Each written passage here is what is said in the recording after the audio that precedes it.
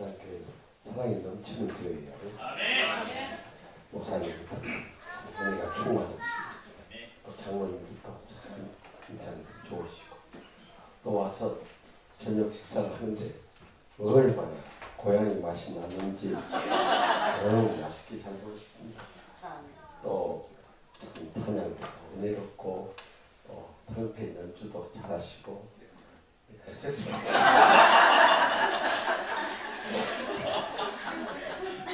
그래도 꼭 받아주시고 우리 교회에서 복받은 교회인 줄 믿습니다. 천국이 이런 곳이에요. 틀이 작고 서로 눈을 흘기고 감정 안 풀고 이건 지옥이에요. 지옥. 가정이든지 직장이든지 교회든지 똑같아요. 지옥으로 변해버려요. 그런데 우리 사랑교회처럼 사랑이 넘치면 천국에서 영원히 살게 될 줄 믿습니다. 근데 사실 전 세계를 다녀봐도 이런 교회들이 많지가 않아요. 부조한 종이 1989년 미국 프린스턴 신학대학원으로 유학을 갔어요. 간지 한 달여 뒤에 프린스턴 남쪽에 사우스 버지니아 주가 그곳에 한인교 목사님 대낮에 곤충을 구해가지고 장로님 가게에 침입을 했어요. 목사님이 장로님하고 마주치자마자 곤충을 발사해버렸어요. 장로님이 총탄을 맞고 피를 흘리며 쓰러지자 목사님이 달려들어서 장로님 머리에다 곤충을 갖다 대고 확인삭살까지. 그리고 목사님도 그 자리에서 자살한 충격적인 사건이 있었어요. 나중에 언론을 통해서 들어보니까 그 목사님이 어디 나가실 데가 없는데 만날 때마다 교회에서 나가라 상처를 줍니다.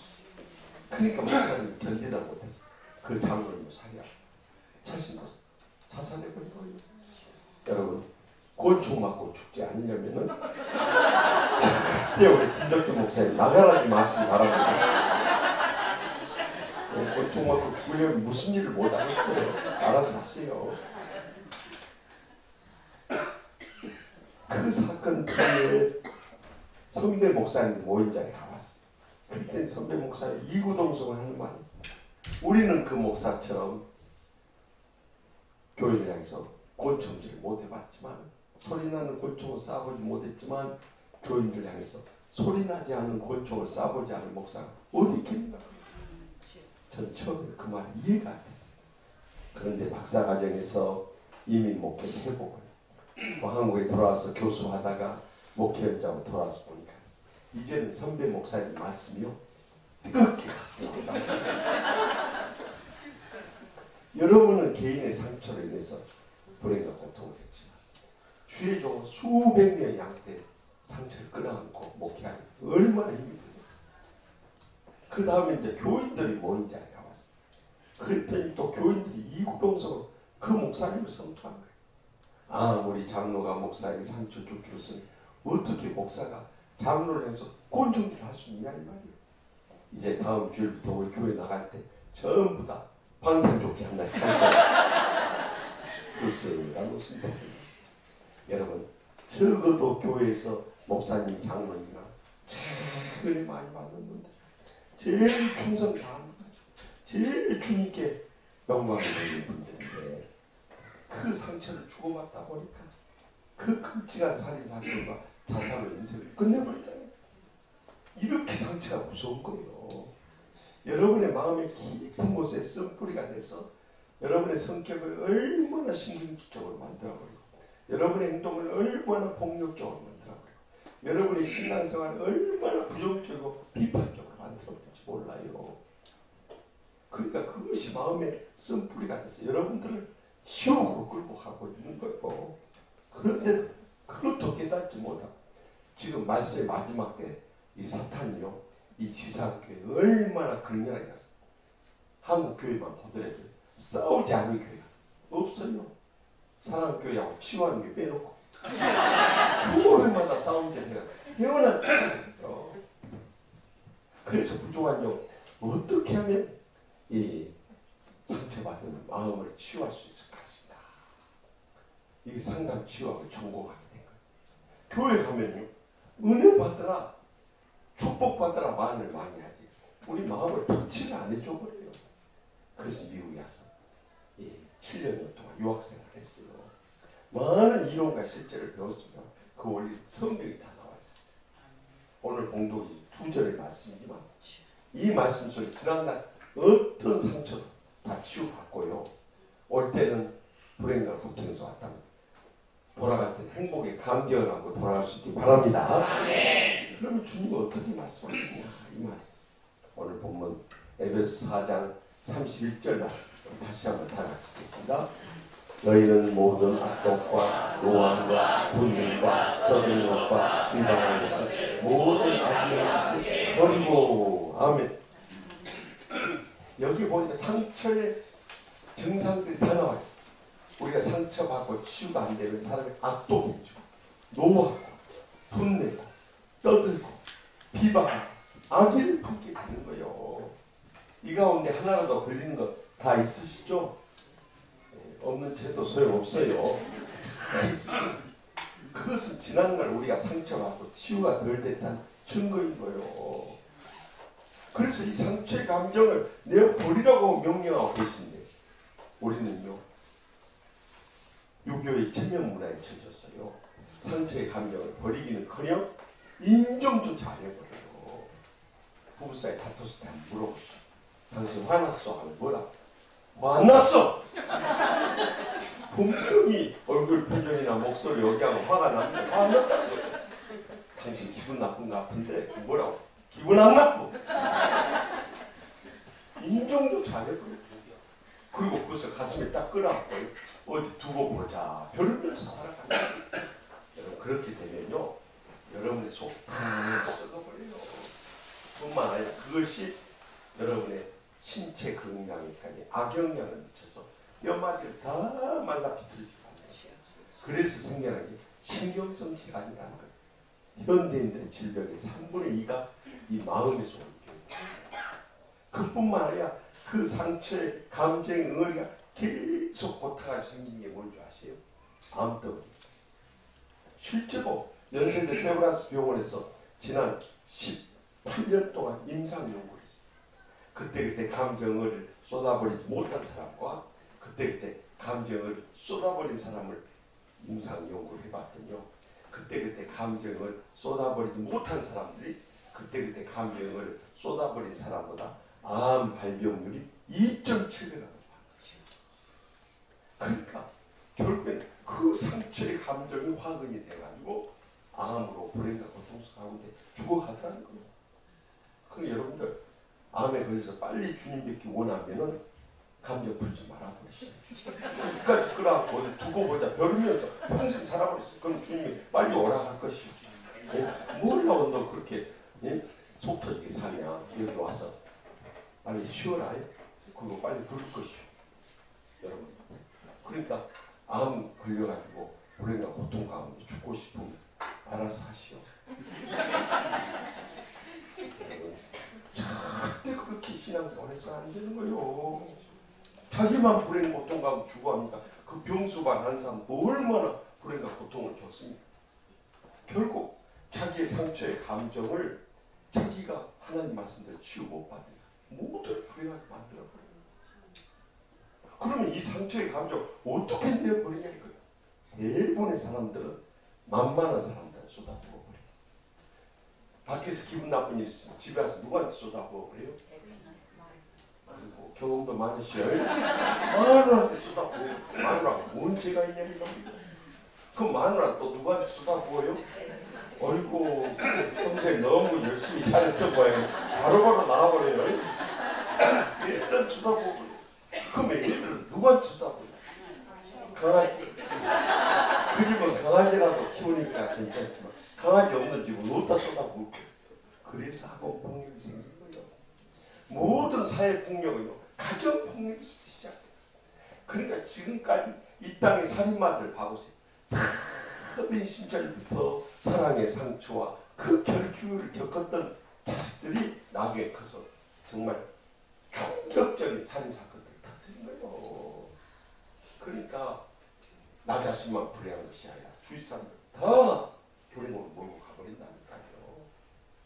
그렇다면 이 상처의 감정 어떻게 내어버리냐 이 말이에요. 저는 미국에서 박사과정에 가족 치료하고 전공했어요.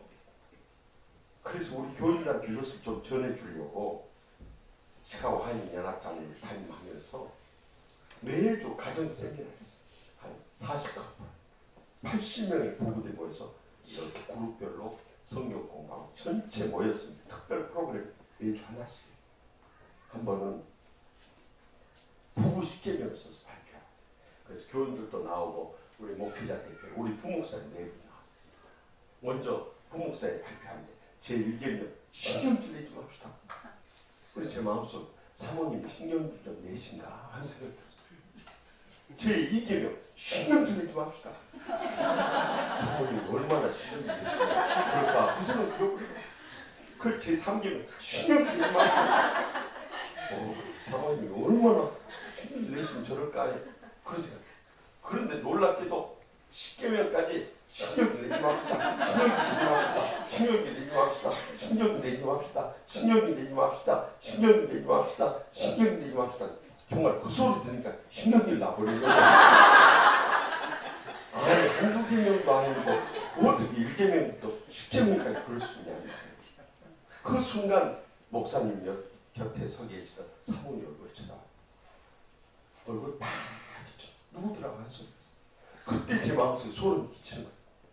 저래가지고 우리 부목사님 오늘 밤 무사하시고 걱정이 앞서버린 거예요. 그래서 이제 끝나고 헤어질 때 주차장에 나가서 손을 흔들면서 그랬어요. 목사님 오늘 밤 무사하세요. 아니야 다를까. 그 다음에 새벽에 못 나왔어요. 그 얼마나 걱정이 돼요. 틀림없이 어젯밤 일이 벌어진 거예요. 그래서 개인기도 하면서 하나님 아버지 우리 부목사님 오늘 아침에는 무사히 출근하게 주시옵소서. 기도하고 기다려요. 출근 시간 9시가 됐는데 허겁지겁 나타났어요. 우리 목회자들 전부 나가 손을 좀 하면서 무사히 살아 돌아왔어요. 만나자마자 첫 질문 어젯밤 별일 없으냐고 그랬더니 한마디로 죽는 줄 알았다. 집에 가는 차 안에서부터 사모님 말 한마디 안 해버려요. 불길한 예감이 들어요. 집에 도착하자마자 애들 시키고 재우러 들어가. 애들 재운 다음에 일을 터뜨려. 그리고 혼자 거실에 앉아 TV를 보는데 얼마나 마음이 불안한지 기도가 절로 나오더라고요. 하나님 아버지 오늘 밤을 무사히 넘기게 주시옵소서.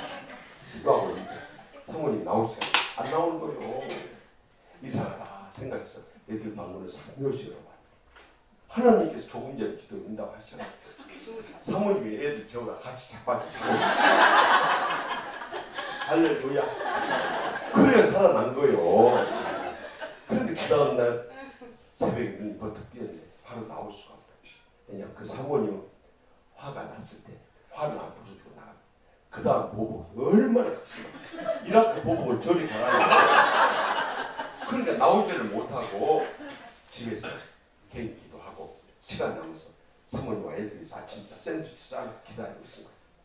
사모님 7시 반 넘어서 푸시 한눈 나오는데 얼굴 표정을 보니까 어젯밤을 놓쳤다 원통한 표정을 짓고 있어요. 그래서 저 여자 정신 차리기 전에 빨리 빠져나가니까 여보 당신하고 애들이 있어 아침 식사 샌드위치 싸놨으니까 맛있게 먹어요. 나 교회 갔다 올게요. 대답할 기회를 안 주고 순서가 빠져. 그래서 살았더라. 그 뒤로 이야기 들어보면 한 보름 정도를요. 그 사모님 말 하여튼 그 사모님 보통 사모님이 아니에요. 우리 김덕준 목사님 사모님하고 정반대.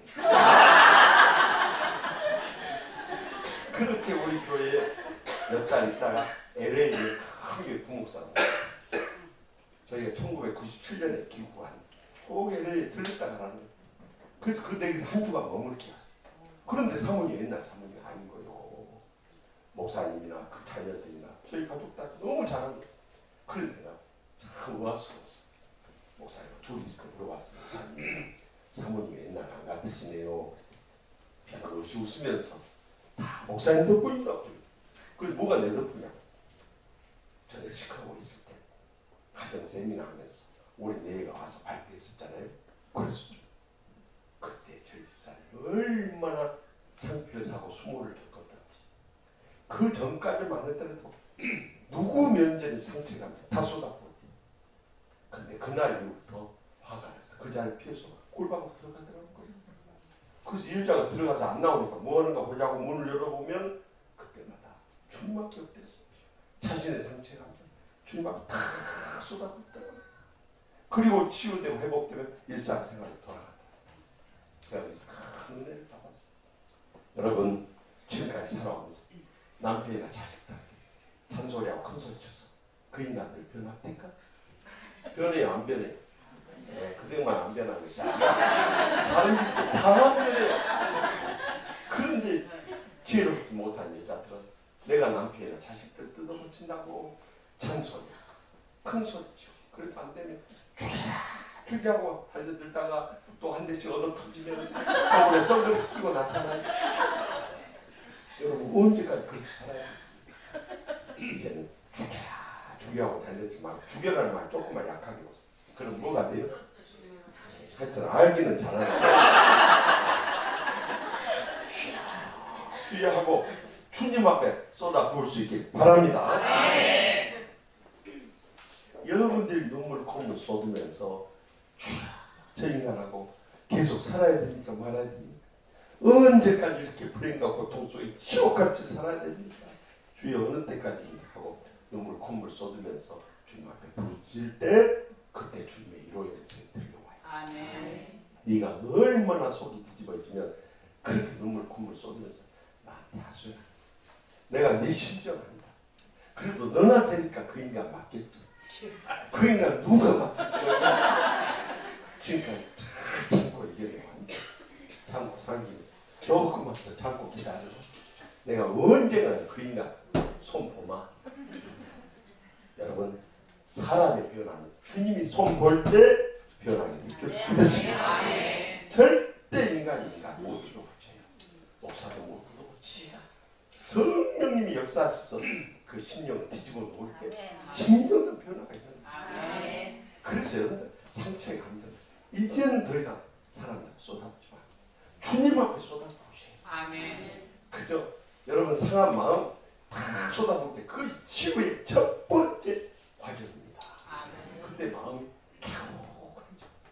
그때 여러분의 간절히 부르짖는 기도 주님께서 기적적으로 응답해 주실 줄 믿으시기 바랍니다. 저도요 1997년 미국에 돌아와서 3년 교수생활하고 2000년도에 지금의 치유한 옛날 하곡동 교회요.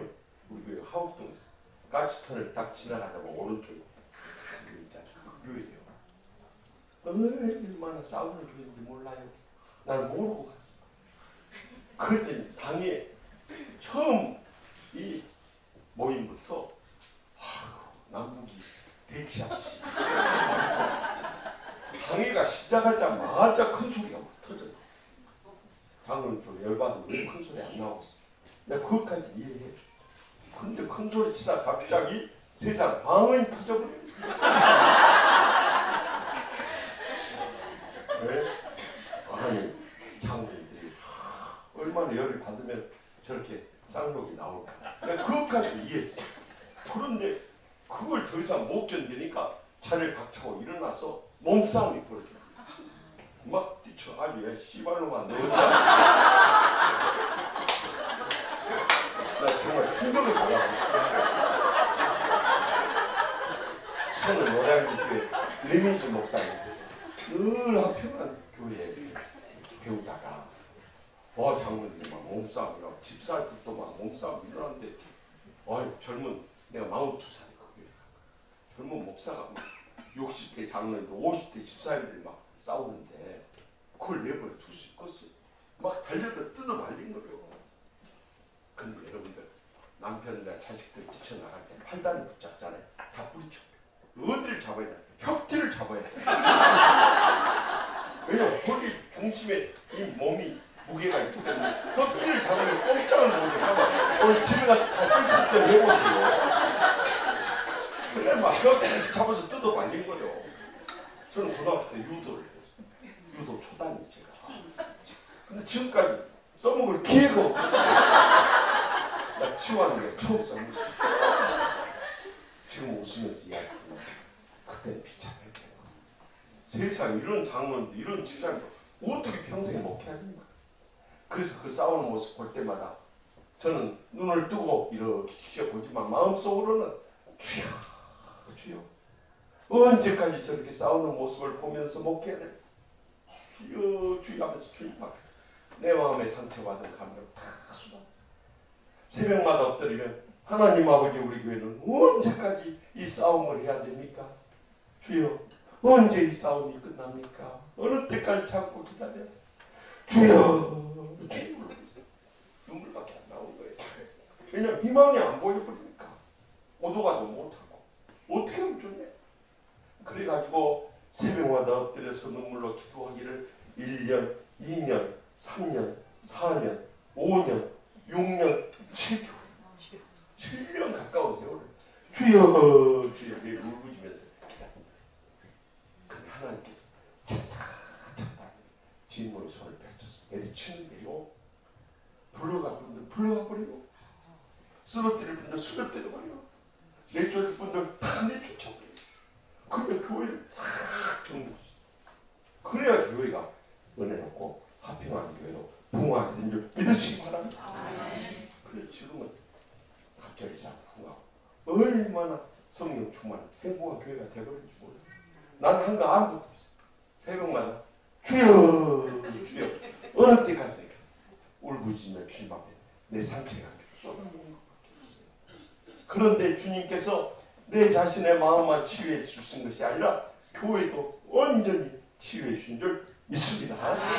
그래서 여러분들 치유의 첫 번째 단계는 내 마음에 불행과 고통 느끼는 거 조금도 남김없이 마음이 편안해지고 개운해질 때까지 다 주님 앞에 주님과 나만의 시간에 주님과 나만의 장소에서 주님과 나만의 가슴 아픈 사연들 다 쏟아부을 수 있길 바랍니다.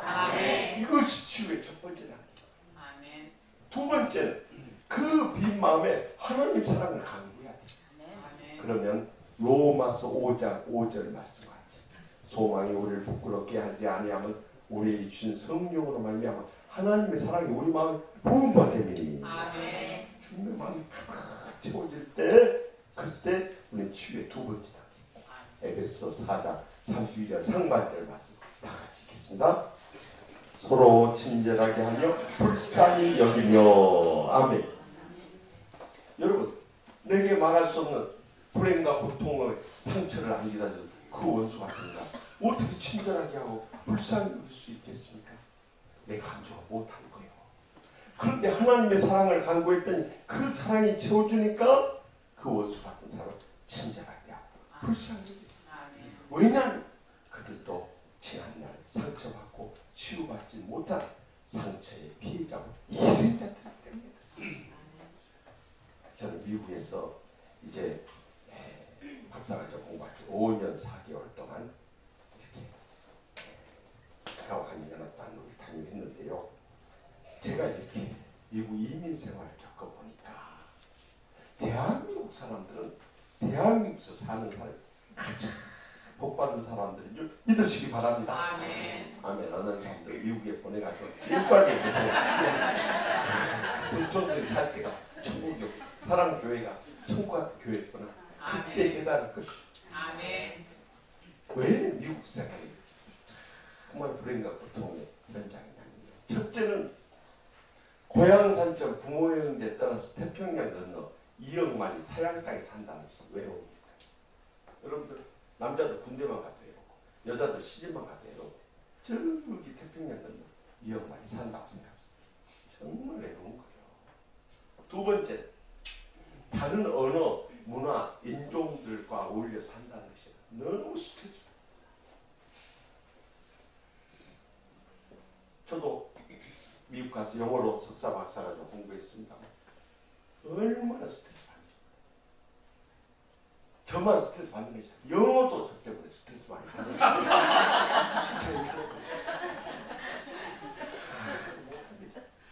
더욱이 세 번째, 보이지 않는 인종차별이 얼마나 극심한지 몰라요. 한국에서 우리가 흑인들 지나가고 저 껌둥이 간다, 연탄 굴러간다, 밤안개 간다 그러잖아요.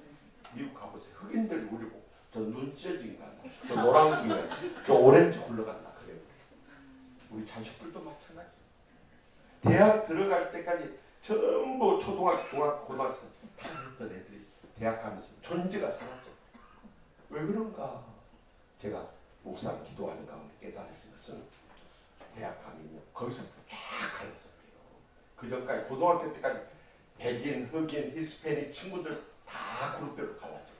교수들도요. 백인 학생들은 백인 교수들이 학점 잘 주고, 흑인 학생들은 흑인 교수들이 학점 잘 주고, 히스패닉 학생들은 히스패닉 교수들이 학점. 우리 한국 학생들 학점 잘 주고 교수가. 저도 대학원 강의하고 있습니다만 이 교수 이 채점이라는 것이요 다 마음에 끌렸어요. 그래서 내가 우리 김덕규 목사님 며느리가 우리 대학원에서 공부하는데 내가 B학점, C학점 죽었어요. 존경하는 목사님 며느리고 또 목사님 사모인데 그만큼 사람은 보이지 않게 마음이 끌리는 거예요. 근데 한국 학생들 누가 돌봐주는 얼마나 스트레스. 그뿐만 아니라 한국에서는 대부분 남편이 벌어다 준 돈으로 먹고 살아요. 미국은요 가족이 돈을 같이 벌지 않으면 먹고 살 수가 없어요. 나는 한국에 돌아와서 정말 여자들 보면서 한국 여성들의 천국이라 생각해요. 여러분들 대낮에 시내 이 식당에 한번 가보세요. 여자들만 바글바글 해버려요. 거기 남자 한 명씩 뛰었으면 틀림없이 몹싸요. 목사들이랑 거기 앉아있지. 뭔 남자들이 거기 앉아있겠어요. 그러니까 우리 형님 목사님이랑 전화 복 받은 거예요. 우리는 한국을 사수해야 됩니다. 그런데다가 이번에 한 주간 내내 일하고 교회 오니까 그것도 육체 노동들하고 피곤과 스트레스가 찌들어요. 그래서 저는 그곳에서 5년 4개월 목회하면서요 저희 설교 한 절반 정도 사랑, 용서, 화해, 섬김, 일치, 치유 설교. 보통은 월요일 새벽에 가서 주님 앞에 엎드리고 하나님 아버지 다음 주에 무슨 말씀 전해야 됩니까? 하면 주님께서 주제를 떠올려주고 그럼 본문은 뭘로 해야 돼? 그럼 본문을 떠올려주고 본문을 떠올려주면 차장님 이걸 어떻게 나눠서 전해야 됩니까? 그래가지고 한 주간 내내 묵상하고 주일날 말씀을 전했어요. 한 주는 영감이 안 와버려요. 그걸 토요일 새벽까지 됐는데 영감이 안 오니까 어떻게 하고 내일 주일 설교 어떻게 해요? 그리고 막 주님 앞에 더 매어다서 하나님하고 내일 주일 설교 어떻게 하라고 영감을 지금까지도 안 주십니다. 이렇게 영감을 안 주시려면 차라리 오늘 재림해 버리십시오. 주님 오늘 재림하고 내일 설교할 일 없잖아. 그러니까 영감을 주시든지 재림하시든지 일주일 하나 하시든지 아니 마음이 급하니까 열기가 다 나오더라고요. 그래서 막 내가 날 기도하는데 와야 영감을 안 오고 별로 반갑지도 않은 영감을 버렸어요. 그 영감은 다름 아니라 저희 교회 당의 서기장님 오셨어요. 그분은 평소에는 잘해줘요. 근데 특별 은사가 있어요. 그게 뭐냐면 회의 때마다 목사 반대편에 서는 아니 회의하다 보면 목사님하고 여기에 꼭 같기만 하겠어요. 틀 때도 좀. 근데 그분은 회의 때마다 반대편에 서버려요. 특별 은사 아니요? 그래서 저 나름대로 다 용서한다고 이렇게 생각했는데 아직도 풀리지 않은 감정 우리가 남아있어. 그걸 깨우쳐 주신 거예요. 그래서 그 순간 엎드려서 하나님 아버지 제가 장로님을 더 사랑으로 잘 모셔야 되는데 그렇지 못한 것을 회개하옵나니 용서해 주시고 빨리 영감을 부어주시오. 그런 기도했는데도 영감이 안 와버려요. 주소리밖에 안 나오죠. 그래가지고 오전을 다 보냈는데 점심때가 됐는데 하나님 말씀이 불현듯 떠올 거예요. 그 말씀은 마태복음 5장 23절에서 24절 말씀. 너희가 예물을 제단에 드리려다가 형제에게 원망들을 만한 일이 있는 생각나거든 예물을 제단 앞에 두고 먼저 가서 형제와 화목하고 그 위에 와서 예물을 드리라 하시면 주님이 장로님을 화해하라고 하신 거예요. 그래서 차를 운전하고 시에 사시는 장로님을 찾아갔어요. 존경으로 토요일에 근무하신 장로님 문을 열고 나와서 저를 보고 깜짝 놀랐어요. 목사님 제일 바쁘신 날 어떻게 저희 집 오셨습니까? 그래서 제가 별로 할 말이 없었어요. 장로님 보고 싶었습니다. 목사가 장로 보고 싶어서 왔다는데 어쩔 것이고 들어오시라고. 그래가지고 둘이 거실에서 차를 마시면서 제가 그날 새벽에서 다 털어놨어요. 그랬더니 목사님 내가 목사님에 대해서 무슨 감정이 있어서 그런 건 아닙니다. 그런데 저는 이상하게도 회의 때마다 누가 발언하고 나면 그 발언에 대해서 부정적인 비판적인 생각이 딱 떠오른다. 그래서 발언하고 나면 그것 때문에 집에 가면서 부인 권사하고 다투나. 왜 당신 쓸데없는 발언해가지고 목사님 마음 상하게 하고 교인들 상처 주고 교회 시험에 빠뜨리냐고. 차라리 그러려면 당신은 당해나 재직해나 공동회 하지 말고 집에 가자고 그런다는 거예요. 왜 시험들 일을 그렇게 일삼하냐고. 그것 때문에 그러면서 장로 말씀 목사님 내가 처음부터 그런 사람이 아니었어. 그런데 어렸을 때부터 우리 아버지한테 얼마나 상처를 받다 보니까 나도 모르게 이렇게 매사가 부정적으로 비판적으로 되는 거예요. 그러면서 장로님 마지막 하신 말씀 제 가슴에 탁 꽂힙니다. 목사님 저도 엄밀하게 말합니다. 우리 아버지에서 받은 상처의 피해자고 희생자. 그래서 울먹이면서 그런데요. 와, 내가 더 이상 할 말이 없어. 우리 장로님이 아버지한테 얼마나 평생 동안 상처를 받았으면 저렇게 매사가 부정적이고 비판적인 사람을 변해버렸냐. 그래서 제가 그랬어요. 장로님 아버지가 장로님 미워서 그랬겠어요. 하나밖에 없는 아들 강하게 훈련시키려고 그런 거 아니겠습니까? 이미 하늘나라 떠나갔지만 이제라도 아버지 용서하십시다.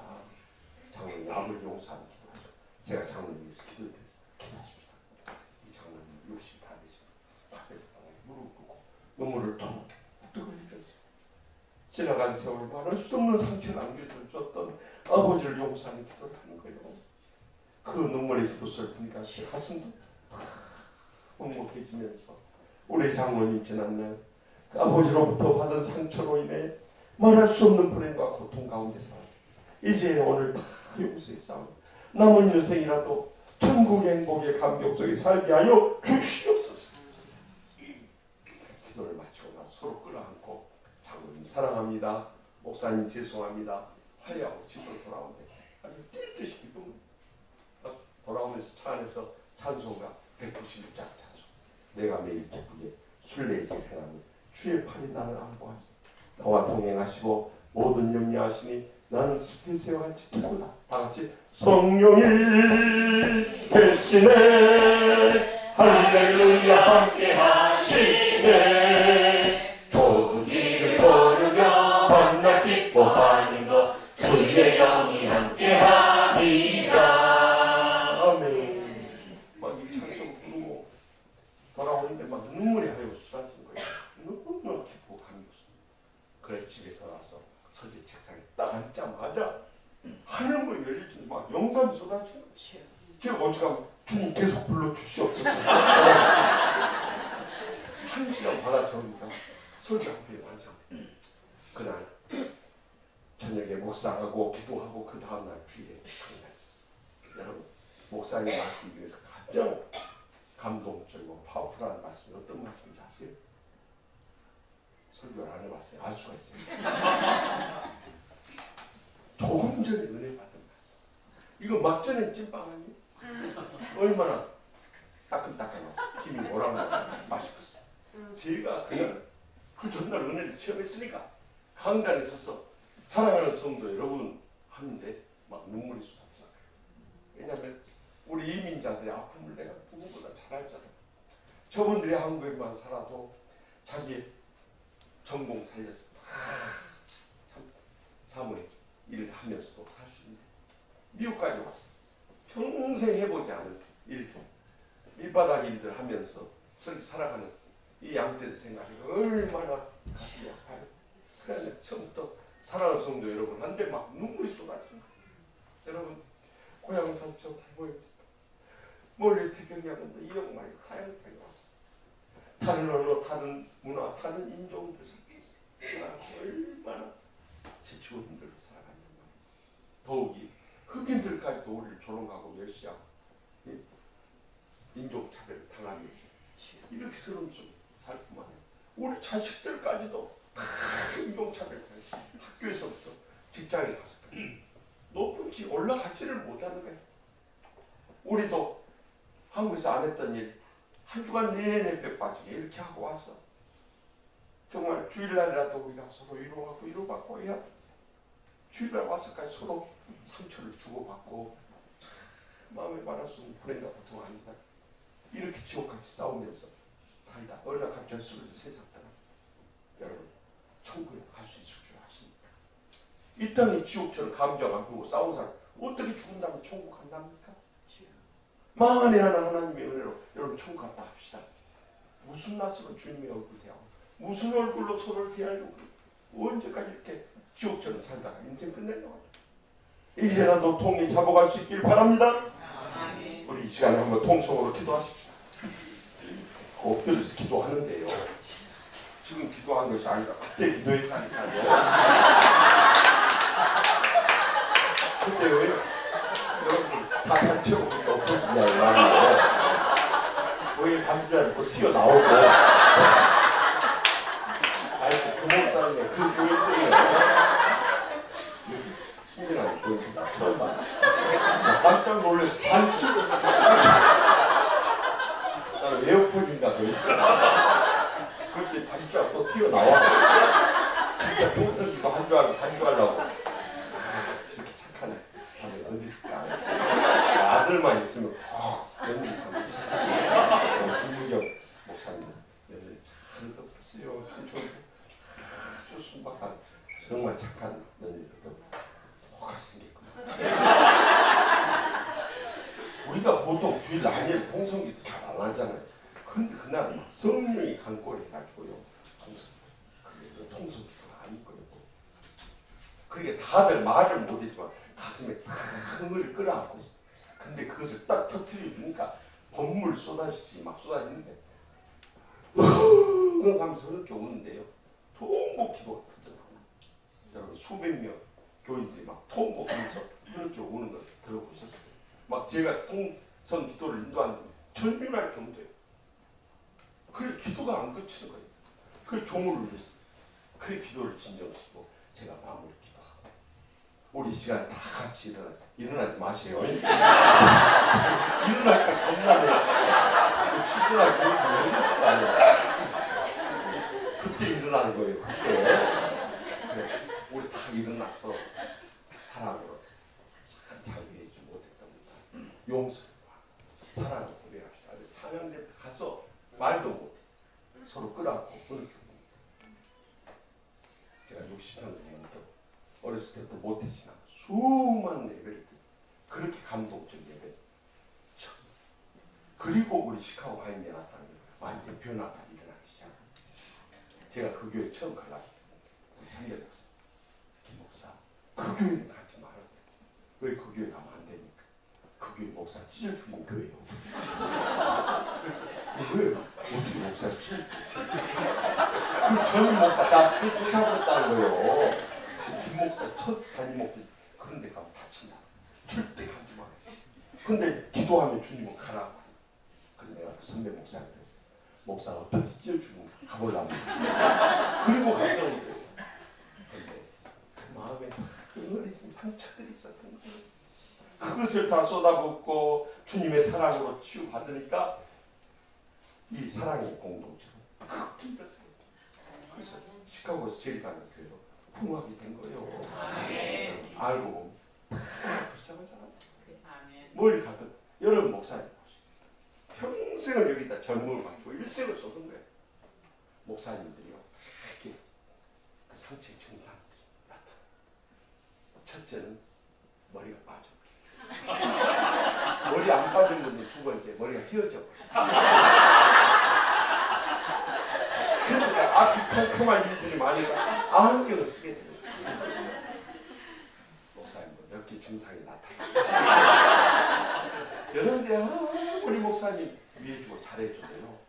양떼들 그 가슴 아픈 사연을 다 끌어안고 목회하고 속 다 썩어버려요. 목회를 안 해봤어요. 몰라. 그러니까 여러분 부모나 형제들이나 자식들이나 손주들 가운데 담임 목회하는 그런 가족들이 있어. 물어보시. 목회할 만하냐? 속 다 썩고 내놓 참고 목회 못하는 거. 그래서 평생을 목회하고 은퇴하신 목사님 목회하면서 평생 얼마나 속이 썩어버립니다. 시골길을 가다가 논두렁에 굴러있는 썩은 호박을 보고 있다. 호박아 너도 목회했냐?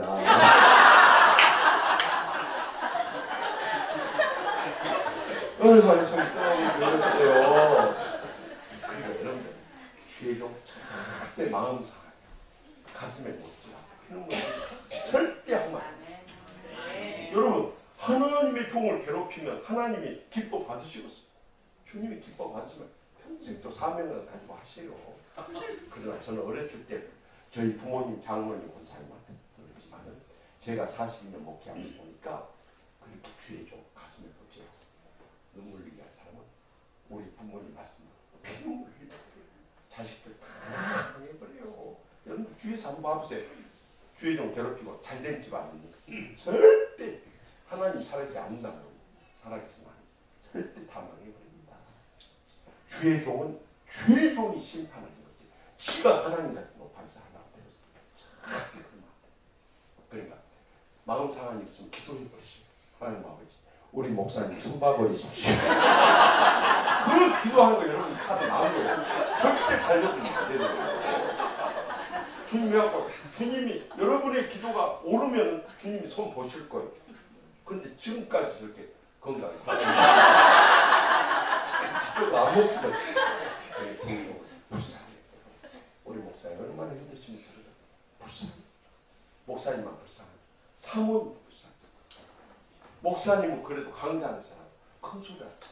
사모님 어디 가서 큰 소리 찍었어. 이불 속에서는 큰 소리 진짜 사모님도 목사님 모실 때 꼭 사모님도 불쌍해. 아멘? 아멘. 그러면 목사님 네 분만 불쌍한 게 아니에요. 장모님들도 불쌍해. 우리 집안은 전부 장모님 집안. 우리 아버지, 작은 아버지들, 작은 어머니, 또 고모부, 형님, 처남, 참. 내가 가끔 이렇게 만나서 이야기해요. 장모도 못할 일이에요. 주의 종 뜻받들어야 교인들 의견 수렴하는 중간에 샌드위치 돼요. 그렇다고 해서 여러분들이 장모님 무슨 사례를 해주니까 보너스를 주니까 휴가를 보내주니까 욕만 박아주니까 장모님 문제가 있어요. 그저 평신도를 대표해서 헌신적으로 충성을 다한 죄밖에 없는 거예요. 그렇기 때문에 장모님들도 주의 종 모시는 같이 모시는 거예요. 아멘도 안 하는 거예요. 그러면 장모님들은 불쌍한 거죠. 권사님도 불쌍해요. 전 예배 끝나고 교인들 이렇게 배우하면서 제일 제 마음을 울리는 분들 권사님. 사실 권사님들은요 가정을 위해서 교회를 위해서 일생일생하죠. 이제 늙고 병든 일시만 남아 계셔. 건강도 제대로 못 돌보시고 기웃기웃거리면서 예배 드리고 돌아가는 뒷모습 우리 어머니 같고 할머니 같아서 그렇게 눈물이 나는 거예요. 그러니까 여러분들 내 친부모님처럼 장군 권사님 모시는 그래서 대접하면서 그 어르신들 웃음을 보시죠. 또 부모님 이제 세상 떠나보세요. 정말 모실 부모님이 안 계시. 그러면 교회 목사님, 네 분, 장로님, 권사님들, 내 친부모님 그게 복 받는 거예요. 그러면 장로님들, 권사님들 불쌍한데 집사들도 요즘에 젊을수록 바빠요. 그런데 이 평일 저녁에 이렇게 본당에 가득 차게 나와 있다는 이 교회가 살아있는 교회예요. 요즘에는요 한부 예배도 안 나와요. 근데 이렇게 저는 이분 멋있는 분들 이렇게 나와요. 차세대 일꾼들이요. 그래 불쌍히 여기고 말 한마디 따뜻하게 해주고 격려해 주시고 칭찬해 주시고 불쌍해 주시기 바랍니다. 그러면 우리만 불쌍해. 저 방에 갇혀 있는 거예요. 그런 죄가 있냐 이 말이에요. 엄마 아빠가 교회 오니까 끌려가지고 인질로 갇혀 있는 거예요. 그것도 뭔지 지금 자기들 말하는지도 몰라요. 근데 사실은 저희를 불쌍하면서 복 받습니다. 그래도 지금 부흥회는 할 만해요. 우리 어렸을 때는 월요일 저녁부터 토요일 새벽까지 하루가 내내 그것도 새벽, 낮, 저녁 3번 뛰어요. 그것도 옛날 봉사들은 뭘 성경 말씀을 그렇게 지루하게 하는지 막 한 2시간씩 했던 것 같아요. 그래서 나 성경 기대 안 하려고 해요. 그때 진짜 죽을 것 같았어요. 근데 우리 아버지, 어머니는 열심히 뛰어나가지고 장로 권사님 어쩌겠어요. 우리 교회만 붕에 다니는 시간 옛날 어르신들 그랬어요. 남의 교회까지 원정 경기. 그러니 우리는 동네에서 붕에 한다면 막 미쳐버리는 우리 오남의 동생 자식들 다 끌고 다니는 거예요. 부모님이. 그리고 다른 자식들 다 풀어놓으면서 저만 말썽 피운다. 딱 수갑을 채워가지고 그래 왔다 갔다 했던 우리 형제들은 다 장로 권사 됐지만 저만 붙잡아 있다가 그러니까 지금은 고통스럽지만 저것들이 복받. 저 안에 있는 것들은 적어도 목사, 장로, 권사님. 알고 보면요 다 불쌍한 사람. 그럼 여기 있는 사람만 불쌍해. 오늘 은혜 받고 집에 가보십시오. 방 안에 자빠지 든지. 그것들은 더 불쌍한 사람들이요. 그냥 은혜를 체험하지 못했어요.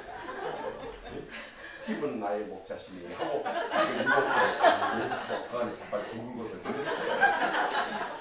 절대 가서 사탄을 물러가는 거예요. 저 불쌍한 것들 속으로 그렇게 생각하시죠. 그러니 저 불쌍한 것들 내가 저것들 평생 끌어안고 안 가면 누가 죽었나. 네? 그랬어요. 다 불쌍해. 어떤 놈보다 불쌍해. 근데 놀라운 것은 같이 감정 안 풀고 막 싸우잖아요. 나도 똑같이 황폐해지고 피폐해지고 영적으로 죽어버려요.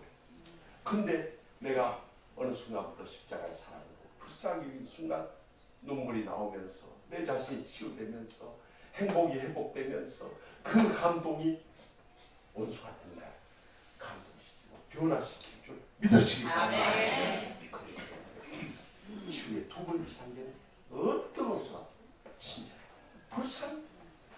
그러나 여기서 그쳐서 치유의 마지막 세 번째 단계가 오늘 에베소 4장 32절 하반절 다 같이 갔습니다. 서로 용서하기에 하나님 그리스도 안에 용서하신 것 같이 하라. 용서는 치유의 마지막 단계입니다. 저는 미국에 와서 이 심리치료도 배우고 또 박사과정에서 가족 치료, 정신의학까지 배웠는데요.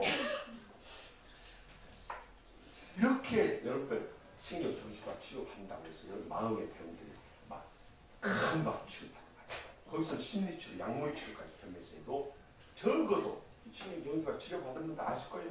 적어도 몇 달, 심하면 몇 년, 더 심하면 몇십 년, 아니 평생을 정신병을 썼다가 인생 끝난 사람이 있다는 게 얼마나 많은지 몰라요.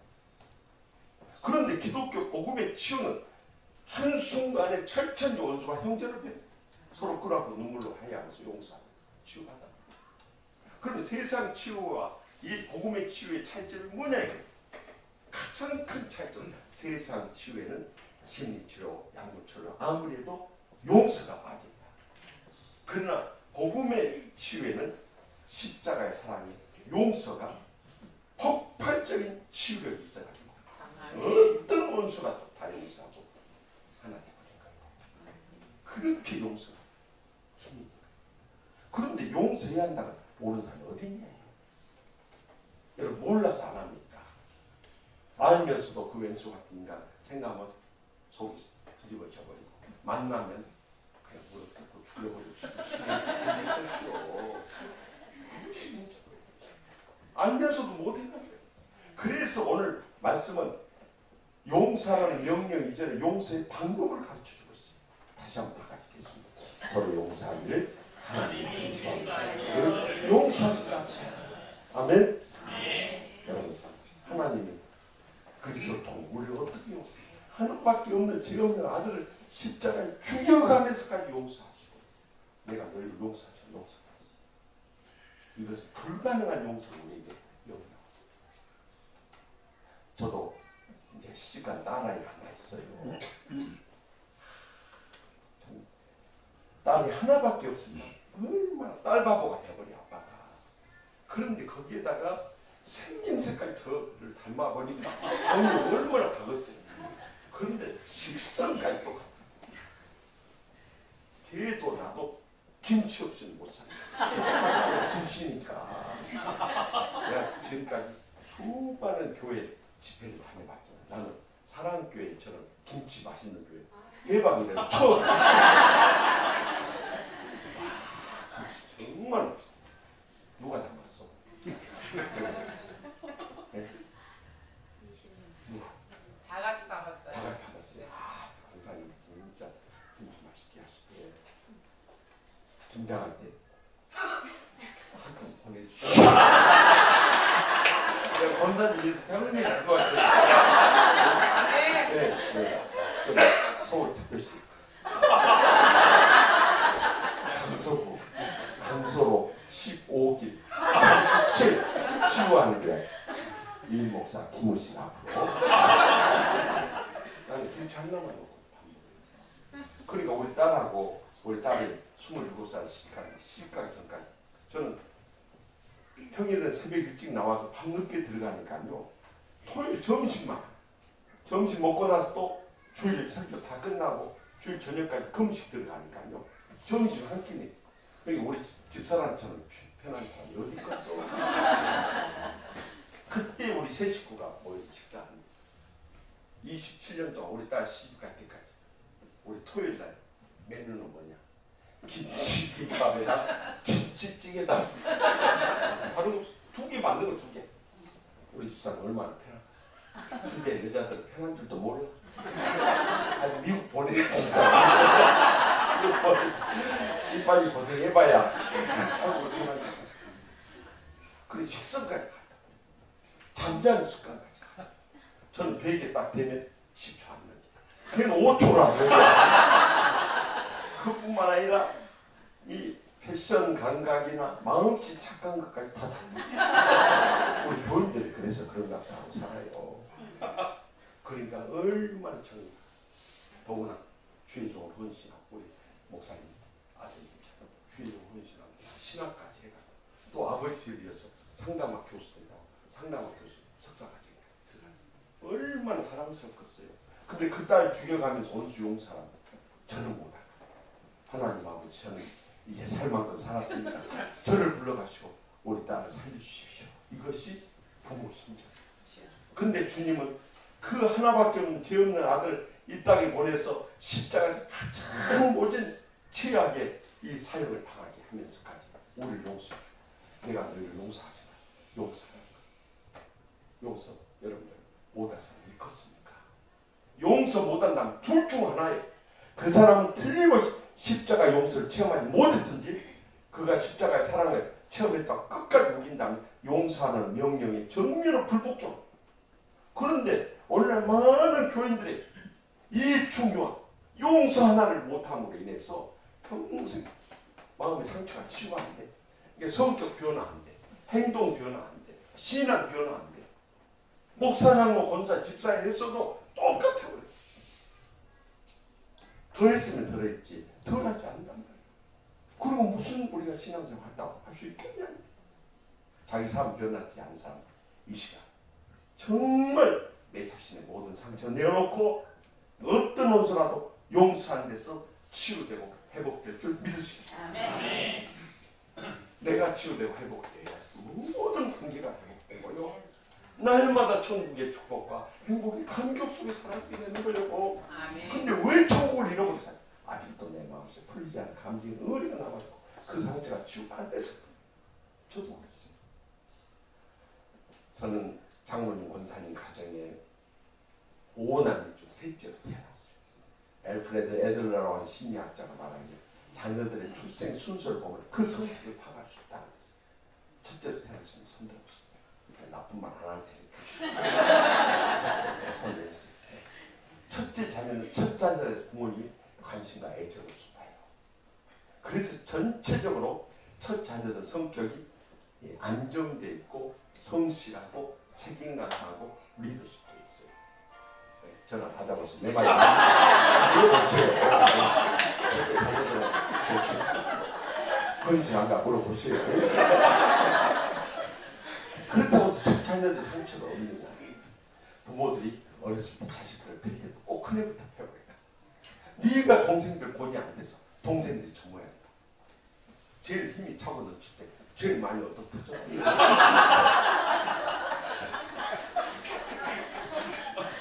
그뿐만 아니라 가정이 어렵고 힘들기 때문에 모든 부양의 책임이 맞장애입니다.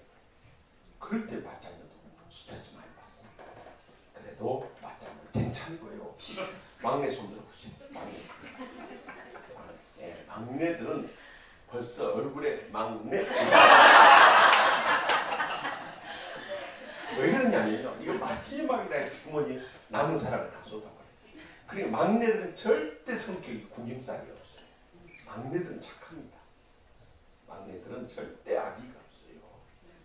그렇다고 해서 막내에게 문제가 없는 건 아니에요. 마지막이라 해서 너무 과도한 사랑을 받거나 딸 여럿 낳은 중에서 딸 5 낳고 6째 딸로 낳았어요. 죽어버렸죠. 그러니까 너무 과도한 사랑을 받거나 너무 참 이 사랑의 결핍을 당하게 되면은 사람이 자기중심적이 돼버려요. 그래가지고 남을 깊이 이해하거나 배려하지 못하고 또 인내심이나 의지력이 박약할 수 있어요. 그러나 그것은 인생에 살아온 경험에 따라 다 면담받고 변할 수 있는 거예요. 문제는 중간에 태어난 자식들. 내가 중간에 태어난 자식들은 절대 손들라 안 하겠어요. 그냥 우리가 얼마나 환란과 핍박 속에 살아요. 이리 채고 저리 채. 이리 사랑 못 받고 저리 사랑. 할 때 가운데 안 태어난 분들은 몰라. 태어난 분들은 고개 끄덕끄덕 흔들어보세요. 특히 여기 60세 이상 되죠. 우리는 다 물려받는 문화가 있어요. 옷가지부터 시작해서 신발, 가방, 심지어는 정과, 책까지 다 물려받아요. 그러다 보니까 형 쓰고 누나 쓰고 저 쓰고 딱 떨어져. 그럼 동생들 생겼어. 그러니까 그것이 상처. 지금도 우리 부모님한테 왜 그랬냐고 물어보고 싶습니다. 그러니까 뭐든지 나는 쓰레기 처리의 문제가 새 것을 별로 써본 적이 없어. 그것이 상처가 돼. 그래가지고 보이자는 상처 때문에 이제 상처의 증상들이 나타나요. 첫째는 부모님 말씀 안 듣고 형제들하고 싸우고 각가지 문제 터져나오고 그때 우리 부모님들이 아 얘가 사랑의 상처와 결핍 때문에 울어 더 깊은 관심과 사랑을 쏟아줘야 치유되고 회복되고 근데 우리 어머니는 그런 걸 모르겠어. 나를 보고 누나 내가 어쩌다 저런 거 나는 저거 형이나 누나도 안 나고 동생만도 못 알아. 저거 켜가지고 못했지 모르겠어요. 그래. 이게 사랑받고 싶어서 문제를 터뜨렸다가 더 큰 상처. 이게 상처의 증상이 점점 커지는 거예요. 전에는 가정에서만 문제를 텐데 이제 학교 가서 증상이 터져나오고 애들을 패기 시작한 거예요. 그래 우리 친구 엄마들이 사흘이 멀다 하고 우리 집에 약값 받았어요. 그나마 아버지가 약방을 해서 그 증상이 또 교회 가서까지 터져나와요. 그래서 우리 선생님이 저를 보고 저놈이 선임 장로 본사 아들만 아니면 손 봐버리면 좋거든요. 선임 장로 본사님 아들은 손도 얼마나 속이 썩어버렸든지 한번 저를 보고 나가더라고. 노시가 넌 왜 1년 내내 아프지도 않냐. 저는 선생님 제 건강 걱정해준다고 옹기수하고 에비올제 먹고 튼튼해.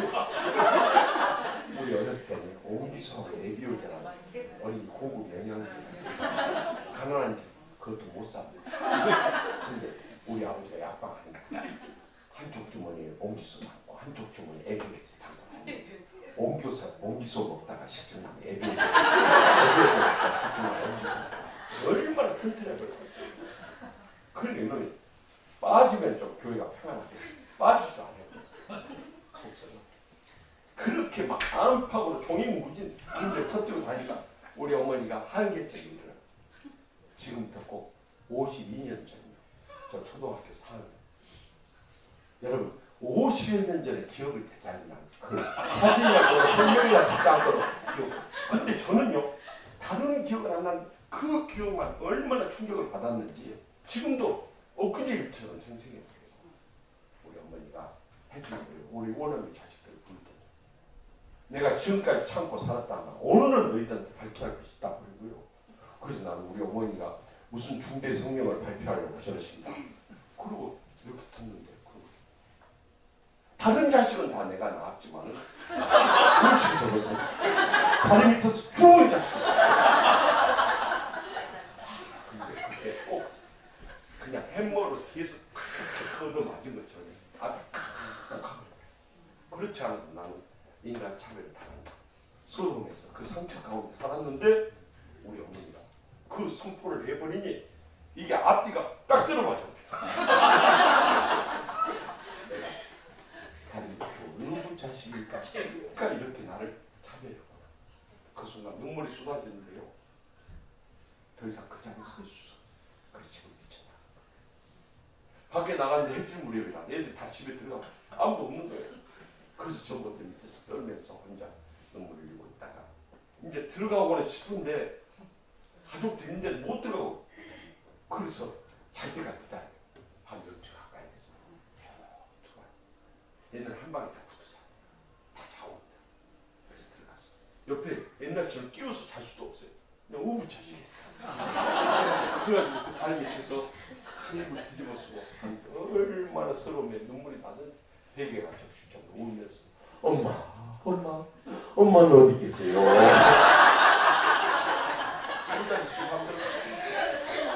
그 다음날 일어났는데 도저히 이 집서 살짝 그렇잖아.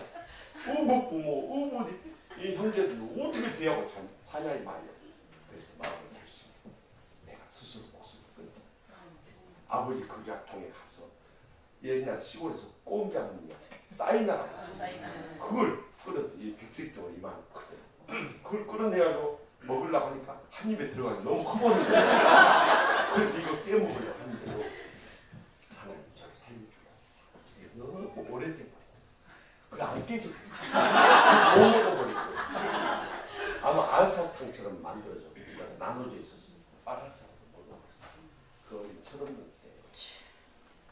그렇게 저는 부모님 댁 밑에서는 부모님 사랑 못 받다가 초등학교 5학년 2학기 때 도시에 있는 할머니하고 저는 부모님 사랑이 너무 끊어졌고 그래서 제가 할머니 댁에서 초등학교, 중학교, 고등학교 다니면서 제 마음에 간절한 소원이 뭐였냐면 여러분이 들으면 웃을지 모르겠어요. 어머니가 싸준 도시락을 먹는 그 소원이었어요.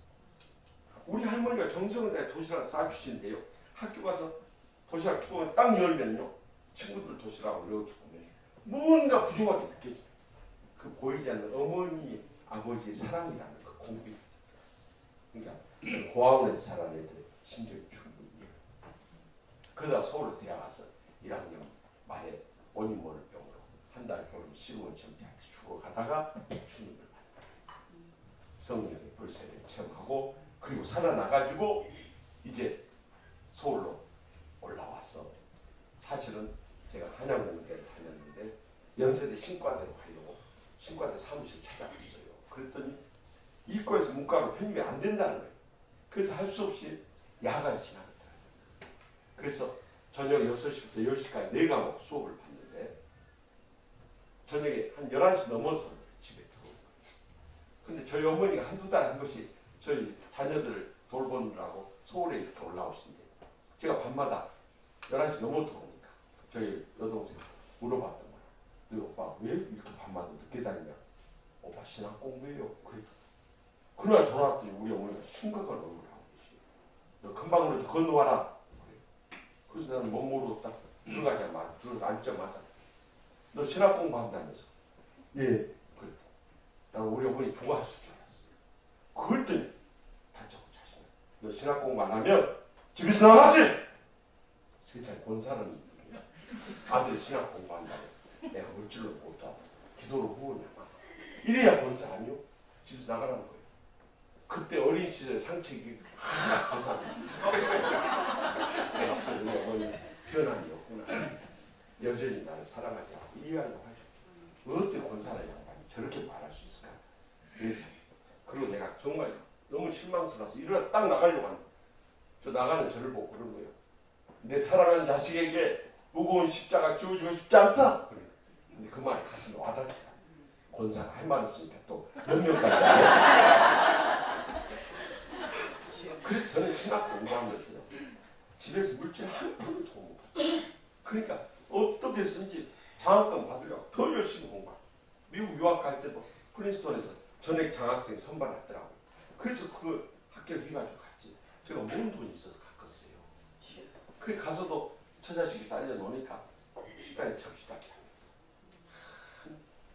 제가 한국에 있을 때 우리 집에 참 식모 두고 거기 군에서 제일 가는 부잣집 아들이 미국까지 와서 이 백인들 흑인들 또 한국 학생들 접시 갖다가 목사가 그 주방에서 접시 닦게 하는데 얼마나 서러움에 눈물이 많이 났는지 그때 즐겨 불렀던 노래가 울려고 내려와요. 낯선 가야 내가 그냥 막 노래가 절로 나와버려요.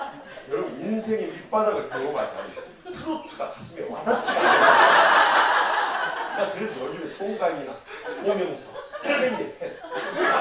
막 가슴 철저히 노래 부르면 막 전율가 유명해요. 지난주도 설교했지만 조명서 트로트가 좋아 봤어요? 그런 거 안 보고 뭐 울욕 암자 신라의 밥이요.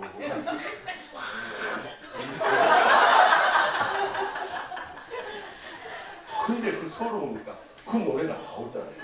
울려고 내가 노래가 나와버려요. 눈물이 쏟아지네. 그래가지고 박사과정을 가서 이거 생활도 그 찢어죽인 교회를 찾아가면서 막 갔더니 진짜 내가 살아남아 있으면 다행이죠. 마음의 상처가 너무 좋은 거예요. 처음에 갔어. 치유받지 못할 때니까. 그래가지고 상처받은 마음을 누가 말을 못하고 그거 더 죽어버려요. 유일하게 제 마음을 쏟아낼 수 있는 것이 새벽제단입니다. 새벽제단을 앞에서 기도가 나올 때는요. 여러분 속 덜 상한 거예요. 정말 속이 썩어버리니까요. 기도가 안 나. 딱 엎드려서 1시간이나 2시간 눈물 흘리다가 앉았습니다. 한두 번이 아니었어요. 근데 어느 날 새벽에 엎드려서 혼자 눈물을 쫄쫄 흘리고 있는데요. 갑자기 눈앞에 어머니가 떠오르는 거예요. 그래서 우리 어머니가 하신 말씀. 내 사랑하는 자식 무거운 십자가 지워주고 싶지 않다. 저는 그 전까지만 해도 우리 어머니가 정말 아들 마음 이해하지 않고 사랑하지 않고 그냥 내뱉는 말로 듣겠어요. 근데 그날 새벽에 비로소 그것이 사랑의 음성으로 저 가슴에 와닿는 거예요. 그러니까 우리 어머니는 선임 장로 부인 권사로서 주의 종을 가까이 섬겨봤죠. 주의 종이라는 것이 겉으로는 사랑받고 대접받고 존경받는 가지만 그 길이 얼마나 멀고 험난한 고난의 가시밭 알고 계세요. 그러니까 사랑하는 자식이 그 길을 간다니까 내 사랑하는 자식의 무거운 십자가 지워주고 싶지 않다 그랬는데 저는 그 어머니의 마음을 못 느꼈다. 그 깊은 이해를 못했다. 그러니까 문제가 어머니에 있었던 게 아니라 저에게 있었다. 그날 새벽에 그것을 주님이 깨우쳐 주신대요. 어머니 제가 뭐 사랑을 몰랐어. 어머니 마음을 깨닫죠. 어머니 저를 용서해 주세요 하고 눈물이 쏟아지는데 그리고 나니까 이제 고향이 그렇죠. 내 깨달은 이 마음을 어머니한테 고백하고 싶어요. 그래서 제가 1년 논문을 쓰기 시작해요. 하루 2-3시간씩 자면서 막 눈에 불이 켜지.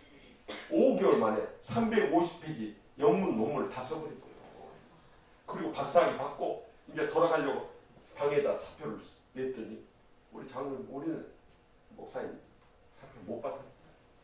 재직회 하라고. 재직회를 열었더니 재직회 다 반대버려. 그래서 결국 1년 우리가 같이 기도합시다. 그래 1년 붙잡혀 있다가 7년 만에 유학생을 갔죠. 와야 내려온 거. 근데 와서 보니까 우리 어머니가 다 늙어버려요. 7년 사이. 50대 후반에 젊은 어머니가 아니라 이제 60대 중반에 머리 여주고 얼굴 주름지고 틀리하시고 갑상선 암 생기고 갖가지 노인이었어요. 어머니를 처음 뵀을 때 제가 어머니 끌어안고 저의 첫 고백, 어머니, 제가 어머니 사랑을 몰랐어. 그런데 어려운 이미 목회하면서 비로소 어머니 사랑을 깨달았어. 어머니 불효자식을 용서해주세요. 정말 우리 어머니도 그렇게 눈물을 흘리시다. 아들 떠난 뒤부터 새벽마다 성전에 가서 우리 아들 몸성이 돌아오겠다. 그게 있다는 거예요. 저는 39살 때 39년 동안 제 가슴에 응어리졌던 모든 상처가 치유됐어요. 그러면 왜 주님께서 오남의 자식 가운데 저만 미운 오리 새끼자 그렇게 불행과 고통 속에 고생하며 인생을 살게 하셨는지 저는 돌아와서 그 주님의 기도를 깨달았어요. 제가 1997년 IMF가 터진 해에 돌아왔어요. 신학대학 교수로 가서 보니까 신학생들은 정말 가장 어렵게 살아가는 학생들이기 때문에 그 IMF 여파가 치명적으로 왔다. 제가 3월 계약을 해서 이제 오전 강의를 마치고 교수식당으로 가는데 교수식당 그 가는 가운데 수도가가 있어요. 거기서 두 학생이 수도꼭지를 빨고 있어요. 근데 제가 그냥 지나쳐도 되는데 이상한 예감이 들더라고요. 그래서 이렇게 보면서 지금 지나가는 거예요. 근데 목이 말라서 수도꼭지 빨면 한두 번 빨고 나와야 되는데 얘들이 수도꼭지 그 빨면서 물로 배를 채우고 있습니다. 숨을 들이키고 또 물을 수도꼭지를 빨고 숨을 들이키고 또 수도꼭지를 빨고 제가 이렇게 서 있는데 그 애들을 보니까 저희 힘들었던 그 가난했던 신학생이 저 떠오르요. 주님께서 저들을 위해서 나를 먼저 연단하셨구나. 그때니까 여러분 용서하고 들으십시오만 제가 한 달 저희 신학대학이 교수사를 차려서 한 달에 한 500만 원 정도 조교수인데도 그리고 제가 교회들 집회 다니고 책 쓰고 막 그래가지고 한 달에 한 500만 원 한 달에 1000만 원을 벌었어요. 여러분 20여 년 전에 1000만 원이 큰 돈이에요. 그런데 제가 그날 집에 들어왔어요. 그래서 저희 집사하고 우리 세 식구 사는데 생활비 얼마 정도면 들었어? 150만 원 정도면 먹고 살죠. 당신 150만 원만 받으시오. 내가 오늘 신학생인데 그렇게 가난한 학생 교수로서 그냥 지나칠 수가 없어. 그래 그 다음 날 우리 조교시켜서 학부부터 신대원까지 점심 굶는 애들 싹 전수조사한 거예요. 그리고 등록금 못 내서 학교 휴학 간 애들 다 파악을 한 거예요. 3년 동안 그것을 하다가 이제 옛날 한국도 배워온 거예요. 와서 보니까 이게 좋은 길터예요. 왜 이렇게 장로 권사 집사들이 이 싸움질 할까? 보니까 상처받는 어디다 풀 데 없어요. 교회 가서 그것을 받고 있어요. 처음에는 그 교회 가서 하나님 아버지 왜 많은 교회 가운데 이런 교회 보내서 난 미국에 있을 때도 찌빨리게 고생하고 이렇게 왔는데 이제 한국에 와서까지 이 고생을 시키고 그래도 처음에 가서는 새벽기도 할 때마다 그냥 그 서러움에 눈물만 흘렸어. 그런데 그들 매주마다 웃음과 눈물로 치유하는 가운데 지금 천국같이 행복한 행복한 근데 내가 요즘에는 우리 교인들 내가 여러분 안 만났으면 어떻게 됐을까 생각이 여러분 만나서 세상에 가장 축복받고 행복한 목사 그러니까 하나님께서 왜 우리를 지난날 상처를 먼저 받게 하시냐 이것이 치유받은 다음에 헨리 나우엔 박사가 말했듯이 상처 입은 치유자로서 우리 가족들 또 이웃들 교인들 가운데 우리가 치유해서 많기 때문에 그래서 이제는 상처 입은 치유자로서 예수님의 모범을 따라서 우리가 그들을 아픔을 함께 나누면서 치유하면서 세상 가장 의미 있고 보람되고 행복한 인생 살아가게 될 줄 믿습니다. 기도하십시오. 이제는 기도하실 때 우리 다 같이 통성으로 기도하실 때 보면 하나님 아버지 우리 지난날 모든 상처에 어떤 원수에 대한 어떤 감정이든지 십자가 다 내려놓게 하여 주시옵소서. 조금 더 남김없이 다 쏟아져 그 비마음에 하나님 사랑을 하면서 저들도 상처의 피해자고 희생자를 기억하며 친절하게 불쌍히 이렇게 하여 주시옵소서. 더 나아서 저들을 용서하지 않고는 어떤 상처도 치유할 수 없게 주님께서 십자가에서 나를 용서했지. 이 밤에 용서하여 주시겠어요. 그 시간 이후에 우리의 상처가 다 치유되고 회복돼서 남은 여생 상처를 치유자로서 의미 있고 보람되고 행복한 인생 살게 해달라고 우리 다 같이 주여 세 번 일단 통성을 뜻해 부르겠습니다. 주여